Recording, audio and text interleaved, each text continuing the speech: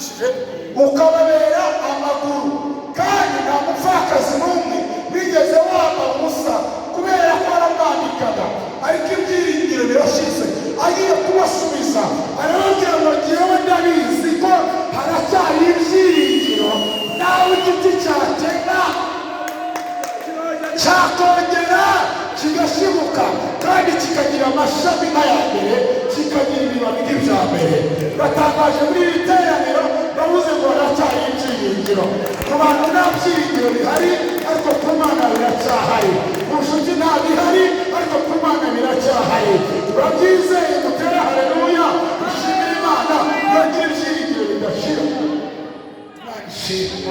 Bibiliya ijambo ry'Imana riravuga ngo Eliya arahaguruka aramubwira ngo ni ukuri Imana ntishobora kugira umukiranutsi gutya ntabwo bishoboka aramubwira nk'iyaba ndi wowe bashatse Imana nkayegurira byose nkaba ariyo nyakambira aramubwira ngo kuko Imana ntabwo yagira umukiranutsi gutya iyo baramubwira ngo njye ubwanjye nzi ko umucunguzi wanjye ari kandi amaherezo azahagarara hano ku isi amaso yanjye niyo azamureba Sayuni ubwe yagaragara mu mutima wa Yobu ukamarwa n'urukumbuzi Yobu arababara umugore we aramuta agira gute aramuta muka Yobu yaramutaye aramuta ngamute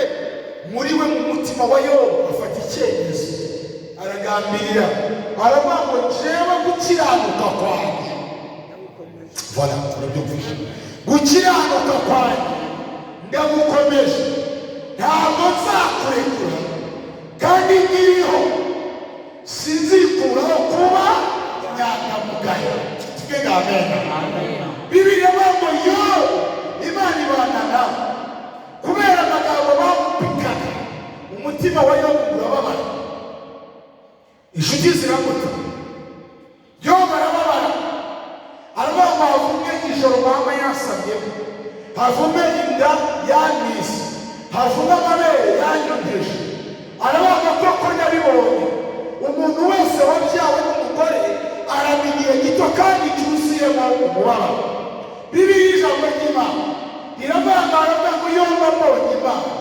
nayitekerereza urubanza rwanjye kandi nkayiburanya nkayitsinda mu bigaragara Yobu yumvaga afite ingingo yabwira Imana wese n'uyifite kandi ntabwo wumva wayibura Imana rero nta matini ikunda kuko yari ibizi ko abantu bagira amatini nicyo cyatumye Imana ibahima ibatuza hasi yo yigira hejuru nta matini Imana ikunda ngo urumva ngo kubera ikintu mutwaye umubyeyi ugasiga impinja ayo matini Imana ntiyakemura n'ubundi impinja n'Imana izireba kandi ikanazireba ngo nose kubera icyo umuntu umupfakazi ari mutoya ni ububasha bw'Imana ni uburenganzira kubera iki se uyu afite amafaranga wowe ukaba utayafite ni ububasha bw'iki none se kubera icyo umuntu afite abana 7-10 akaba yarabuze icyo abaha hanyuma uriya we akaba afite amamiliyoni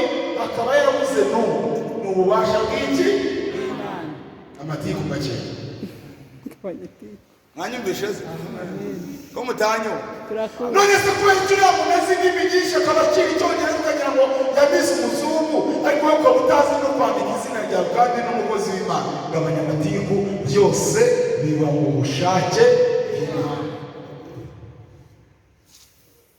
ngo Yobu baravuga ati ngiye kuyibura mu gice cya 38 Imana ihamagara Yobu iramubwira ati Yobu we kenyeranye nawe tubura imubaza ibibazo 62 kuva mu gice cya 38 39 ariko munyigize nababwiraho nka kimwe cyangwa bibiri kabihorere iramubwira ngo Yobu mubaze ese wambwira ukuru yigara ukuri amuntu ari mubyeyi Yobu agiye kuvuga abwira Imana ngo avuga ikintu cyo bakize ntahari ese Yobu mubaze wambwira aho mbika mama ijoro rikaza, kandi wambwira aho mbika ijoro amanywa akaza. Aravuga ati vuga ikindi icyo bakize nabwo nasibye. Yobu mubaze, wambwira aho imfatiro zishinze zifashe ijuru zishinze bigatuma ijuru ritabamaho. Aravuga ati icyo ngicyo vuga ikindi nacyo bakize nawe. Yobu mubaze, wambwira aho mbika shelegi, ati icyo nacyo bakize nawe.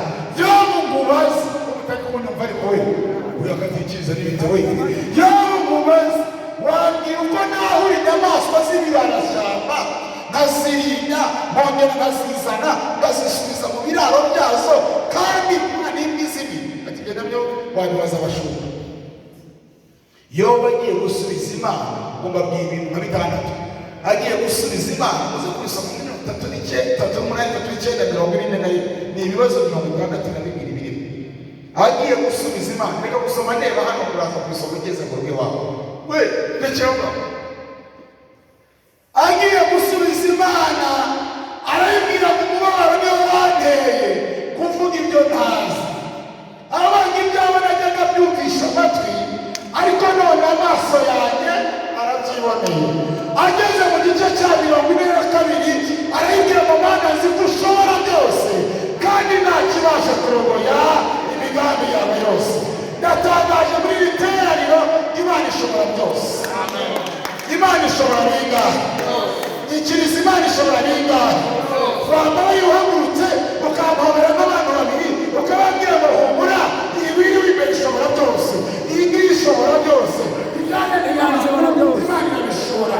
Bidashobokera abantu, Imana irabishobora. Bidashobokera abagabo, Imana irabishobora. Bidashobokera inshuti, Imana irabishobora. Ibyo ntabwo yizira, Imana irabishobora. Kwa muganga byanze, ijuru irabishobora. Inshuti zanze, ijuru irabishobora. Tugera haleluya.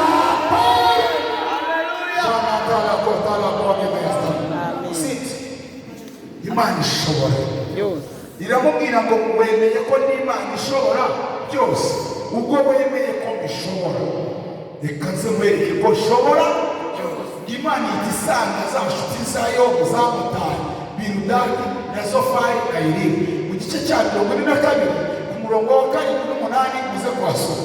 Bibiliya avuga ngo Imana isanga izo nshuti ze, irababwira ngo muhaguruke mugende musange umugaragu wanjye Yobu, kuko mwamuvuze ibidakwiriye, mujyane amafizi y'intama 7 n'ay'ibimasa 7, mujyane izahabu n'ifeza. Haleluya. Mujyane izahabu n'ifeza, mubishyire umukozi wanjye umugaragu wanjye Yobu abasabira barambitseho ibiganza, kuko ari we nemera. Baravuga se tugenda turambikeho ibiganza kandi Yobu arwaye intoki, ibiganza byaratewe, abibarambikeho niwe siwe gutekereza we mwana nubura gufashwa ukiri mutoya uzafashwa ushaka byari uranyibeshe. Abarambikeho ibiganza kuko ari we nyirane kandi yaratonetse. Biravuze ngo umukiranutsi muve mu nyigisho z'ubuyobe ziri hano hanze. Umukiranutsi yageragezwa, umukiranutsi yababazwa, umukiranutsi inzara yamwica, ariko ntibirangira gutyo. Nta nubwo bivuze ngo Imana yaramutaye. Imana igera ikamugarukira ikamugira impamvu. Haleluya. Uko bireba mu Imana n'ijya ibabaza umuntu iteka, ngo naho yamubabaza irahindukira ikamugirira ibambe. Ibambe ry'Imana ribaho mu izina rya Yesu. Amen. Bibiliya iravuga ngo bahagurukana bya bimasa n'aya mafi, ngo baragenda bajya kwande kwa Yobu. Ngo bageze kwa Yobu narababwira ngo inka muzigwize mu gikari mushyire mu biraro, hanyuma muzi. Ngo bajyane izahabu n'ifeza bazishyira aho ngaho. Yobu arambura ibiganza arabasabira. Ndakibasabira mwumve ikintu gikomeye, ngiye kubabwira akantu keza. Angize kakababwira we, kabwira abagabo nuko banyikije, babwira akantu keza. Abantu bose babataye mugakomeza kuba mu nzira yo gukiranuka, Imana ibaca abandi kandi Imana yabaha mu izina ryayo. Imana ibaca abandi mu izina ryayo. Hari abantu mwari kubana mu rugendo ariko mugeze hagati barabatenguha. Bagira bati hari abantu bari kubafasha ku rugendo bigatuma mutananirwa, bigatuma mwiga neza, bigatuma mudasaba, bigatuma mutambara ubusa, bigatuma utabayeho nk'uko barora. Barabareka ngo Imana irabataha, ariko muguma mu nzira yo gukiranuka. Binginga Imana nkorera, Imana yampamagaye, Imana ibasanga ibaca nabi, kandi ayo bandi muyakire mu izina rya Yesu. Bibiliya ijambo ry'Imana iravuga ngo akibasabira Imana irabababarira, ngikora ibintu bibiri ibikoreye Yobu, kuko yagumye mu nzira zo gukiranuka. Yagumye muri bwa buzima ngo Imana yunamura Yobu. Ese murabyumvishe? Ngwino hano papa, ihanga. Yari amaze igihe kinini yunama. Unama urahagaze. Yari amaze igihe kinini agize ate? Imana kubera ko nubwo yunamye ariko ntiyavuye mu buzima bwo gukiranuka. Imana ifata icyemezo ubwo utataye ubuzima bwo gukiranuka, fasha icyemezo bibiri. Icya mbere ndakunama uhereye nonaha ntabwo uzongera kunama. Ndatangaje ku mugaragaro Imana ikunamuriye muri iri teraniro. Abadayimoni barakunamishije, abarozi barakunamishije, covid yarakunamishije, isi yarakunamishije, ariko Imana irakunamiye muri iri teraniro. Turiho amashyi mu izina rya Yesu. Icya kabiri Imana yakoreye Imana yamuzaniye andi mahirwe ya kabiri kuruta ya mbere. Imana iramuhira ngo kuruta fara atumvishe mwana. Ndagusabiye Imana ikuzanira andi mahirwe ya kabiri. Urayakiriye se? Gusabiye amahirwe ya kabiri. Mu majya no mu maza uhirwe, nucuruza uhirwe, mu byizwa kwawe uhirwe, mu rugo rwawe uhirwe, mu mibereho yawe uhirwe, mu mwana wawe uhirwe, umugabo wawe ahirwe, akazi kawe gahirwe. Hari amahirwe ya kabiri Imana izanye. Diplome yawe uhirwe, isaza yawe ihirwe. Toba sapota akira ni mahirwe. Umuntu yakira we akira ni mahirwe. Aya mbere yaraza ariko akira ni mahirwe. Kandi ikintu gikomeye ngayo mahirwe ya kabiri Imana yamuzaniye ngo yazanye ibintu byiza biruta ibya mbere. Yamuhaye ibintu byiza biruta ibya kangahe? Ibya mbere. Yamuhaye abana beza kuruta imurime nziza kuruta ko bashaka kubahakurira utunze abana beza kuruta ba mbere, n'ubaka urugo rwiza kuruta ba mbere. Turi umugisha izina rya Yesu. Akira ibintu byiza muri iri teraniro izina rya Yesu. Imana iragusaba kuba mu buzima bwo gukiranuka. Bwo kugira gute? Bwo kugira gute? Icya mbere Imana ikorera umukiranutsi. Ibintu birindwi nababwiye. Icya mbere umukiranutsi Imana iramwirata, kandi ikamwirata abantu badahari. Yabwiye Satani iramubwira ngo uvuye ku zero. Wabonye iki? Wabonye umuntu witwa Yobu. Imana imwirasa adahari. Imana ikwirata adahari mu izina rya Yesu. Kandi umukiranutsi Imana iramwemera nubwo yahura n'ibibazo, ariko Imana igira niko yavuze ibyakozwe n'intumwa 34. Menye ko Imana itarobanura ku butoni, ahubwo mu mahanga yose umuntu wubaha Imana agakora ibyo gukiranuka, Imana igira ngo zerata twayihaye amashyiga mu ihano. Imana iheba. Icya gatatu umukiranutsi Imana iramukomeza. Imana igira ngo Yesaya yavuze ngo abana babazigishwa n'Uwiteka, aravuga ngo bazagira amahoro menshi, kandi aravuga ngo agahato kazakuba kure, uzaba kure y'ibiteye ubwoba. Iramubwira ngo niba ushaka gukomera fara rugamba gikiriza ko wangumiye uzakomezwa hano murashaka gukomera urashaka abantu bashaka gukomera urashaka gukomera muri ubu buzima muri iki gihugu no hanze yacyo urashaka gukomera muri iri torero urashaka gukomera Imana iravuze ngo uzakomezwa no kugira ngo terata ntabwo uzakomezwa n'amagambo intambara ntabwo zagukomeza ibyaha ntabwo byagukomeza no gukora ntabwo bizagukomeza ahubwo uzakomezwa kandi agahato kazakuba kure iravuga ngo uhereye none kubera ko gukomeje uzaba kure y'ibiteye ntabwo bizongera kwegera ihema rya Imana yaravuze kandi komeza ya bini masta Imana iravuze ngo uhereye none aha kuko wakomejwe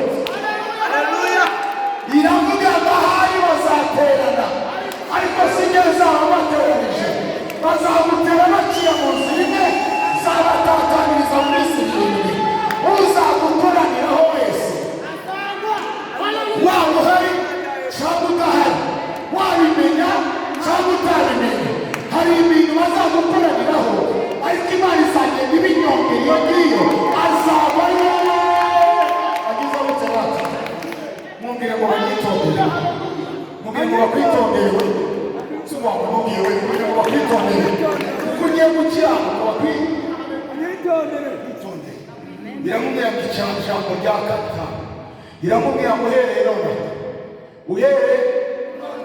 uhereye nta cyago kizegera ihema ryawe kubera ko wabaye ubuzima bwo kugira ngo gukiranutse arakomeza tuvuge ngo amen cya kane umukiranutsi w'Imana Imana iramurwanirira kandi ikamurwanira intambara uzi n'izo utazi icya gatanu tuvuge ngo amen Imana ikorera umukiranutsi Imana imuha gudepansa niko yavuze mu bariko rw'Abayuda yavuze ngo kuko wakunze gukiranuka ukanga ubugome cyo gituma Imana ariyo Mana yawe igusiga amavuta yo kwishima ikakurutisha bagenzi bawe mumbaze uwo muntu wegeranye gato mumbaze ngo hari abantu bagusize hari abantu baguciyeho ese hari ahantu ushaka kugera nababaza hari ahantu ushaka kugera itorero hajya kwitwa gute abubatsi bo kwizera hari ahantu ushaka kumva mwagera yewe ndatangaje guhereye none aha Imana yabazamuye mugiye kudepansa n'izina rya Yesu udonesa ya bene Imana imuhaye amavuta yo kudepansa ikibazo cy'uko bashatse mbere ikibazo cy'uko bubatse mbere ikibazo cy'uko bagiye imbere Imana iguhaye kudepansa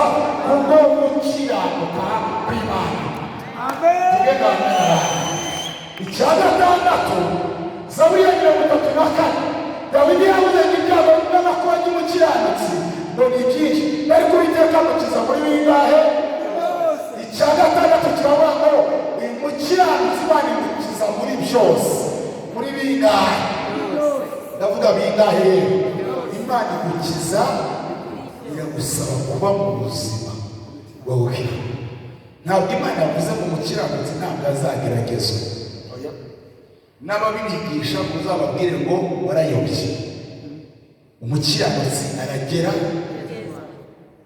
umukiranutsi ashobora kubabara uranyumvishije iwacu narakijijwe iwacu bari mu Basilamu papa yitwa Budara mama yitwa Hasini mukuru wanjye yitwa Sheikh Hasman umusigiti w'i Rwamagana kandi Sheikh Hasman yaragiye hariya Rwamagana ashaka umukobwa wa Makanyega Butubu uriya muhanzi urimba ngo dushatse inshuti zirarangira nyumvire tugisekuruza nanjye nitwa Abdul Karim bivuga umugaragu wa Nyimpuhwe nijijwe baranyirukana njya kuba ku rusengero nkomeza kuba mu nzira zo gukiranuka abantu Yesu numvishe utanga uburyohe bungana gutya zishobora kumutisha ibintu ndabyibuka umunsi umwe twavuye mu masengesho y'Easter tugiye dutashe ngeze mu rugo muri Jyogi hajyaho umunsi wa kane tujya ku rusengero umunsi wa gatanu, mvuyeyo nimugoroba ikizengerere isereri riramfata, nyura ahantu muri botike sinamenye uko naguye, ngwa muri shitingi y'amakara y'umuntu wari wasukaga amakara aho ngaho. Tuvuye mu iteraniro abakristo bose bampagarara hejuru, barambaza ati se Emi, burya gisanzwe kigufata? Ubwo bavugaga igicuri, kugira ngo se narakigwaga, ntacyo nagwaga ni ukuri kw'Imana, ahubwo nuko Imana ishobora kwemera ko umukiranutsi ageragezwa, ashobora kwicwa n'inzara ariko ntibamwishyingura, ariko yakurya pe, yagira gute mariage yapfa. Kuko Mana yanjye hari ibintu mwihangije, ariko Mana ubuse ngo ni ibiki nkoreye, ibiki nkoreye n'ubuse, ariko nuko nta miyaga uri kunshiriraho. Wowe banza ugere ku kigero, biroroshye ko Imana izakunamura, Imana ikazana andi mahirwe ya kabiri mu buzima bwawe. Ngaho reka mbabazi, uwo murabona ameze nk'umuntu ukicwa n'inzara, ubu si inzara yaca. Mwese murabona igira ngo ibi ngibi ni ibibyimba arwaye, iyi ni isupu n'isosi yagiye, ntabwo byashoboka, ntabwo byashoboka. Muranyumvishe, igihe cyo kugeragezwa cyararangiye, uko nagumye mu nzira zo gukiranuka. Toza ubuzima bwawe gukiranuka, ibyo uvuga gukiranuka, imirire yawe gukiranuka, imyambarire ibe gukiranuka, ibyo ukora bibe byo gukiranuka. Tuvuge ngo amen. Icyanyuma cya karindwi Imana ikorera umukiranutsi, umukiranutsi w'Imana iramutabara. Yesaya 57 yarabwiye ngo kuko umwana Imana izantabara, icyo gituma namara, icyo gituma mu maso yanjye hakomera akamera nk'urutare kuko ntsindishiriza hari. Aravuga ngo kuko ntazakorwa isoni, nta soni zizagukora no mu buzima bwo gukiranuka. Isoni ziraza, Imana ikazitangirira ku marembo mu ntebe ahangaha. Isoni ziraza, Moridekayi aguma mu nzira zo gukiranuka akanga kuramya Hamani, ariko nawe isoni ikazitangira. Amatangazo yamanitswe, impapuro zamanitswe, umusogufa wageze, ariko isoni ikazitangira. Uwari kwica Moridekayi akamutambagiza, kuko nta mukiranutsi ukorwa isoni. Twavuze ngo amen. Toza ubuzima bwawe gukiranuka, ujye uvuga mu mikorere, mu mirire, mu miryamire, mu migendere, muri telefoni, mu byo wambara. Toza ubuzima bwawe gukiranuka, Imana ikwemere ko iri bukunamure kandi ikakuzanira andi mahirwe ya kabiri. Nta kindi jambo ry'Imana.